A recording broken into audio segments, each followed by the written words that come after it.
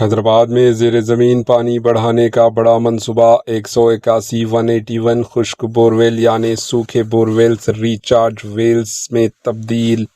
حیدرآباد میں زیر زمین پانی کی مسلسل گرتی ہوئی سطح کی بہتر بنانے کے لیے Hyderabad metro water supply and sewerage board یعنی HMWSSB نے ایک اہم اور ماحول دوست منصوبہ شروع کیا۔ اس منصوبے کے تحت سٹی بھر میں 181 خشک بورویلز یعنی سوکھے ہوئے بورز کو ری واٹر ریچارج ویلز میں تبدیل کیا جا رہا ہے تاکہ مانسون کے دوران برسنے والے بارش کا پانی ضائع ہونے کے بجائے دوبارہ زمین کے اندر جذب ہو سکے اور زیر زمین پانی کے ذخائر میں اضافہ ہو۔ حکام کے مطابق اب تک 53 ریچارج ویلز مکمل کیے جا چکے ہیں جبکہ 62 مقامات پر کام تیزی سے جاری ہے۔ باقی 66 بورویلز کو بھی اگلے مرحلے میں اس منصوبے میں شامل کیا جائے گا۔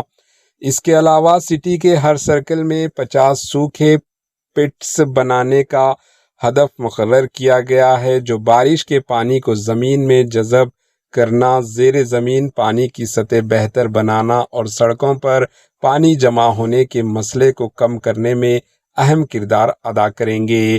حکام نے شہریوں سے بھی اپیل کی ہے کہ وہ اپنے گھروں، اپارٹمنٹس اور اداروں میں رین واٹر ہارویسٹنگ کو فروغ دیں تاکہ مستقبل میں پانی کے بحران سے نمٹنے میں مدد مل سکے۔ Bureau report AHA news.